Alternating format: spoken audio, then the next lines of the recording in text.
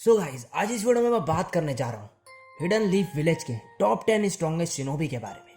तो मैं पहले ही बता दूं कि इस वीडियो में मैं चोरी चकारी वाले पावर को नहीं लूंगा। मतलब कि मेरा मतलब है कि जिन लोगों ने भी इस जो भी शिनोबी थे नारुतो के अंदर हिडन लीफ विलेज के, उन्होंने जो भी ऐसे चोरी वोरी करके जो पावर ली थी, मेरा मतलब है जैसे कि कोई टेंटेल का चिंजोरी की बन गया, या फिर ओबिटो ने किसी की सेज ऑफ सिक्स पाथ कुछ पता नहीं क्या क्या वो जो पावर थी, मतलब समझ जाओ। अब डबल मांगे को शारिंगन जैसे ककाशी ने ले ली, वो सब इसमें नहीं लूँगा। मैं ओनली इनकी जो बेस फॉर्म थी, जो इनकी ओरिजिनल फॉर्म थी, उनको ही इसमें मैं लूँगा। और इनकी रॉ पावर और इंटेलिजेंस दोनों को कंसिडर करते हुए मैं रैंकिंग करूँगा हिडन लीफ विलेज के स्ट्रॉन्गेस्ट शिनोबी की। तो 10 सबसे ताकतवर कौन है वो महापुरुष जान लेते हैं आज इस वीडियो में। तो ये रैंकिंग मेरी होने वाली है। मैंने जो भी जितनी भी रिसर्च करी है उस बेसिस पे मैं रैंकिंग करूंगा इसकी। तो किसी का अगर कोई और ओपिनियन होगा तो वो कमेंट कर सकता है। फालतू की गालियां मत डाल देना कि इसको इसके ऊपर होना चाहिए, इसको इसके नीचे होना चाहिए। आप ही बिठा लेना वो, अगर आपको इतना ही पता है। तो बिना टाइम छोड़े लेट्स बिगिन।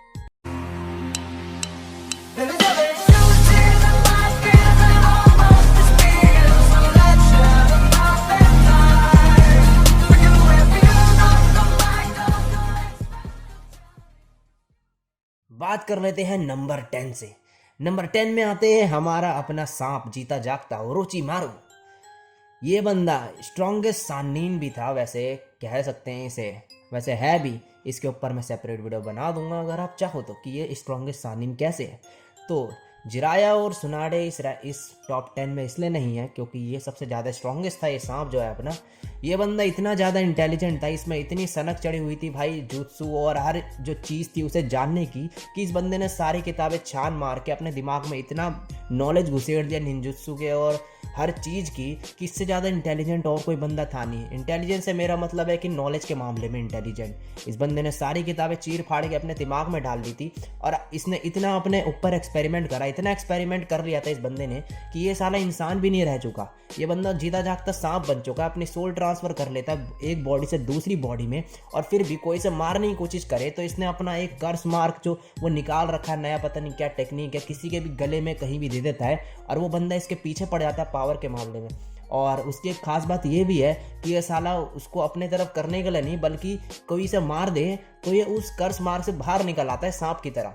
मतलब कभी मरता ही नहीं है सांप, मतलब कहीं ना कहीं से बाहर निकल ही आएगा। इसको मारना बहुत ही ज़्यादा मुश्किल है क्योंकि पता नहीं किसके छाती पे इसने कर्स मार्क दे रखा हुआ और वहाँ से एकदम प्रकट हो जाइए। तो ये बंदा इतना स्ट्रांग है कि ये थर्ड होकागे से फाइट कराई थी इसने, और इसके जो है पूरी जो बॉडी है वो स्नेक की बन चुकी है, और कोई इसे काट भी दे तो भी ये रीजनरेट हो जाता है। और इसकी जो पावर्स के बारे में बात कर लें तो ये बहुत सारे जो सांप है वो समन कर सकता है। मतलब अपने हाथों के नीचे पता नहीं सांप ही सांप इसने भरे हुए, हाथ निकालता है तो सांप निकलते हैं, मुंह खोलता है तो सांप निकलते हैं। और अपने जो मुंह के अंदर है इसने एक तलवार घुसेड़ रखी है जिसे ग्रास लॉन्ग स्वॉर्ड कहते हैं, और उससे वो कोई भी चीज़ काट सकता है। इतनी मतलब बढ़िया है, जो इसने सास्के को भी दे दी थी जब वो इसे ट्रेनिंग दे रहा था। ये all 5 nature of chakra use कर सकता है, बड़े बड़े सांप जो है समन कर सकता है, वो बता दिया मैंने। और ये बंदा जो है ये ट्रांसफॉर्म हो सकता है एक मासिव 8 हेडेड हाइड्रा में, जो आपने इताची से फाइट करते हुए इसको देखा होगा, जिसके मुंह में इताची ने तोत्सु का ब्लेड घुसेड़ के उसे कुछ सेकंड में हरा दिया था। ये मादर अपना काम कर रहा। वैसे इसके बारे में बात नहीं करते अभी।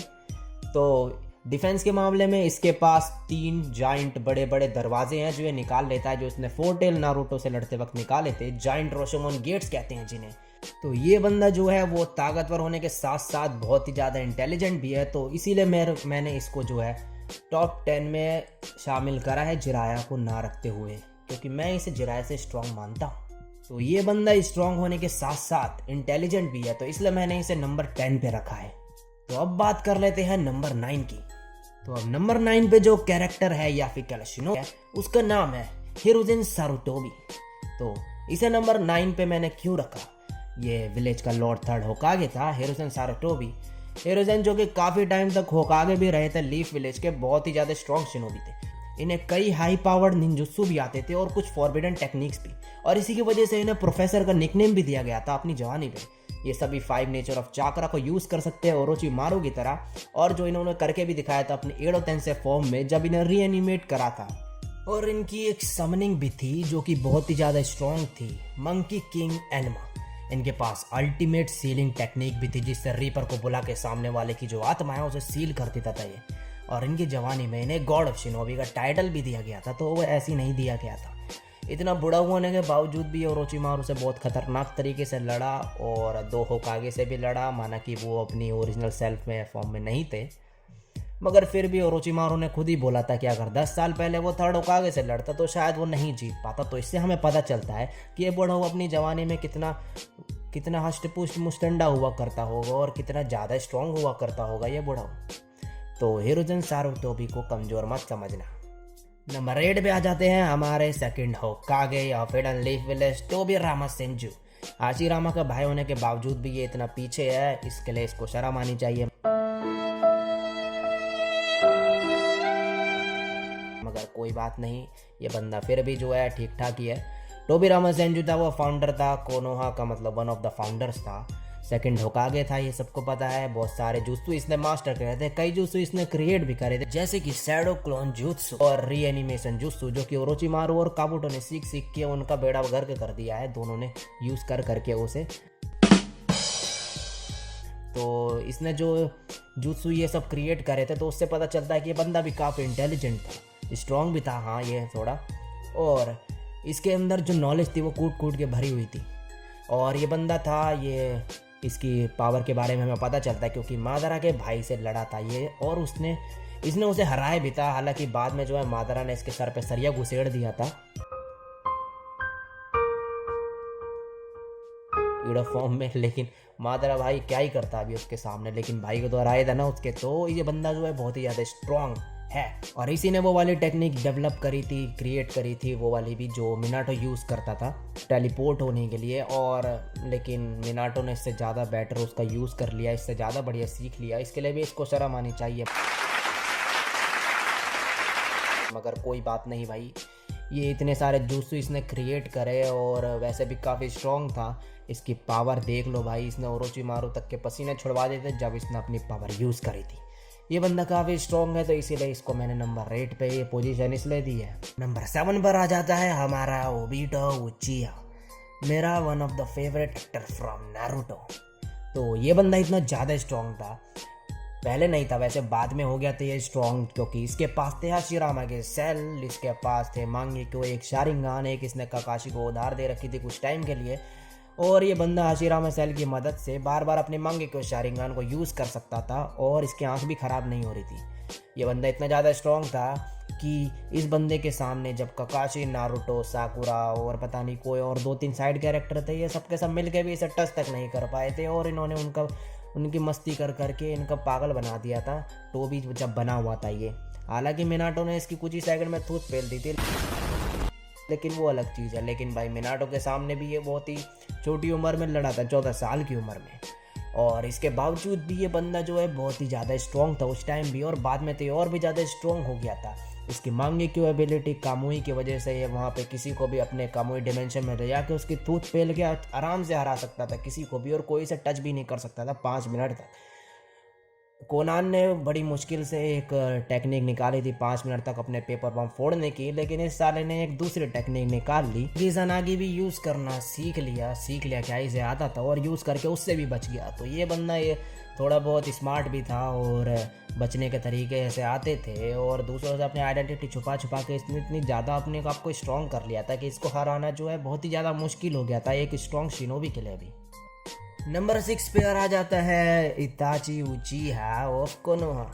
तो ये बंदे को स्टार्टिंग में विलन दिखाया गया, लेकिन ये ओरिजिनल हीरो था पूरे नारुतो एनीमे में। तो ये बंदा इतना ज़्यादा स्ट्रॉन्ग था कि छोटी सी उम्र में ये बड़े बड़े जोनिन को मारता था बड़े खतरनाक तरीके से, और जब इसके पास मांगेक्यो शारिंगान आ गई तो उसके बाद तो ये बहुत ही ज़्यादा स्ट्रॉन्ग हो गया था, और इसने सभी का कुत्ता बना दिया था मारते मारते। अपनी पूरी लाइफ में एक भी फाइट नहीं हारा, बस सास्के के साथ लड़ते हुए वो वाली फाइट हारा था ये, और वो भी किस लिए हारा था वो हम सबको पता है। झूठ बोल रहा है। अगर पावर्स के बारे में बात कर ले तो इसके पास है इज़नामी, इज़नागी, आमेदारासु और तोत्सुका ब्लेड, याता मिरर और सुसानो खतरनाक वाला, और गेंजुत्सु का मास्टर है ये बंदा, किसी को भी गेंजुत्सु में डाल देता है बड़ी आसानी से, जैसे कि ओरोचिमारू और काकाशी का इसने भूत बना दिया था। वो अलग बात है कि सास्के से फाइट करते वक्त इसका खुद का भूत बन गया था, लेकिन छोड़ो वो बात। बहुत ही ज़्यादा बार मांगे की एबिलिटी यूज़ करने की वजह से इसकी आंखें ख़राब हो गई थी, तो वैसे भी इसने मरना ही था और थोड़ा बीमार भी था, ये हेल्दी नहीं था उतना, तो इसलिए इसका काम जो है ख़त्म हो गया कुछ ही टाइम में सास्के से लड़ने के बाद, जब आउट ऑफ चाकरा हुआ ये। तो इसके पास इतनी सारी एबिलिटी थी कि यह बंदा जो है शिनोबी नहीं है बल्कि कुछ और ही लेवल का शिनोबी बन के रह गया था। इससे टक्कर लेने में बहुत सारे बंदे जो डरते थे, इसका नाम कांपते थे नाम सुन के इसका ही। तो इससे हमें पता चलता है कि ये बंदा कितना ज़्यादा स्ट्रांग था। और इंटेलिजेंस की बात करें और स्मार्टनेस की बात करें तो इसके लेवल का कोई था नहीं, बस मिनाटो को छोड़ के इसके ऊपर था, जो बाकी सब इसके नीचे ही थे। तो इसलिए इसका दिमाग और इसके पावर जो है दोनों का अगर कॉम्बिनेशन एक बंदे में ठूस दिया जाए तो हमें पता चलता है कि कितना ज़्यादा स्ट्रांग है। इसलिए मैंने इसको ओबिटो से ऊपर डाला है, क्योंकि भले ही ओबिटो पावर में बाई चांस इसे सरपास कर दे, लेकिन दिमाग के मामले में बंदा इतना ज़्यादा स्मार्ट है कि ये बंदा किसी को भी ओवर पावर कर सकता है अपनी इंटेलिजेंसी से। हमें पता चलता है जैसे इसने नारुतो की वीकनेस पता लगा ली थी कुछ ही सेकंड्स में, जो ये सारे के सारे नारुतो के कैरेक्टर पता भी ना लगा पाए थे। खैर छोड़ो ये सब बातें, वो सबको पता है कि ये कितना स्मार्ट है। तो अब बढ़ते हैं अपने यहाँ ऊपर की रैंकिंग पे। नंबर 5 पर आ जाते हैं Minato Namikaze, the fourth Hokage of hidden leaf village. ये बंदा भी बहुत ही ज़्यादा स्ट्रॉन्ग था। झूठ बोल रहा है। इसकी खास बात ये थी कि इसकी जो मेन टेक्निक थी जिसका नाम था फ्लाइंग थंडर गॉड टेक्निक, जिसकी वजह से ये कहीं भी टेलीपोर्ट हो जाता था, किसी को भी टेलीपोर्ट करवा देता था और इस बंदे को कोई छू भी नहीं पाता था, इसलिए इसका नाम पड़ गया था yellow flash of the leaf. इस बंदे ने एक बार 1000 बंदों को एक साथ हरा दिया था, तो इसलिए इसका नाम से सब कांपते थे और इसे देख के ही भागने का ऑर्डर दिया गया था हर विलेज में कि जहाँ भी मिनाटो को देखो अपने धोती ऊपर करो, लंगोट ऊपर करो और वहाँ से भाग जाओ, उससे पंगा लिया तो तुम्हारी थूत पेली जाएगी। तो इसके जो इसी की वजह से ही पता चलता है हमें कि ये बंदा कितना ज़्यादा स्ट्रांग था। इतना शांत स्वभाव का था कि शांति से ही आराम से सबकी थूत पेलता था। और दिमाग के मामले में बात करी जाए तो ये इतना ज़्यादा इंटेलिजेंट था और स्मार्ट था कि इताची भी इसके आसपास नहीं था। इताची भी दिमाग के मामले में इस पर नीचे ही है, तो इसलिए मैं इसको ऊपर रखता हूँ बाकी सबसे, क्योंकि इतना स्ट्रांग होने के साथ साथ इस बंदे के इतना दिमाग था कि जिस ओबिटो की टेक्निक कहते हैं, मतलब जो कामुई की पावर थी, वो ककाशी, नारुतो, साए और ये सब जैसे मिल के भी नहीं पहचान पाए इतने टाइम में। ओबिटो इनको चकमा देता रहा। इस बंदे ने कुछ ही सेकंड में ओबिटो की टेक्निक के बारे में पता कर लिया और उसका कुत्ता बना दिया मारते मारते। और ओबिटो को भी इसलिए जाना पड़ा इसको अंडर एस्टिमेट करने की वजह से, तो इसलिए मैं इसको जो है ऊपर रखता हूँ, क्योंकि इसके पास जो है पावर के साथ साथ दिमाग भी है इताची की तरह, तो इसलिए इसको मैंने इस नंबर पर रखा है। नंबर 4 पर जो कैरेक्टर है उसका नाम है मादारा उचिया। इस बंदे की पावर्स के बारे में मेरे को बताने कोई ज़रूरत नहीं है, क्योंकि नारुतो देखने वाला हर एक बच्चे की ज़बान में ये पता है इसकी पावर्स, कि इसकी पावर्स कितनी ज़्यादा स्ट्रॉन्ग थी। ये बंदा जो है मीटियोर्स निकाल रहा था आसमानों से और लोगों की छाती में मारा था बुढ़ाऊ की, जिससे उनकी कमरे भी तोड़ दी थी इसने।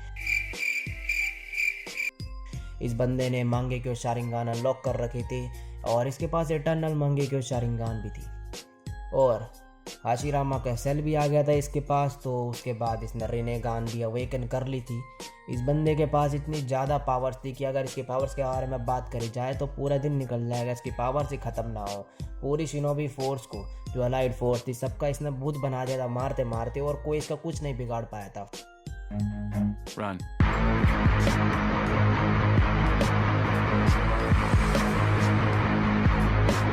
5 कागे भी इसके आगे नहीं टिक पाए थे। हाँ, हालांकि वो एडो तेंसे फॉर्म थी इसकी, जिसे मारा नहीं जा सकता, तोड़ा नहीं जा सकता और कभी मरेगा नहीं और आउट ऑफ चक्र नहीं होगा।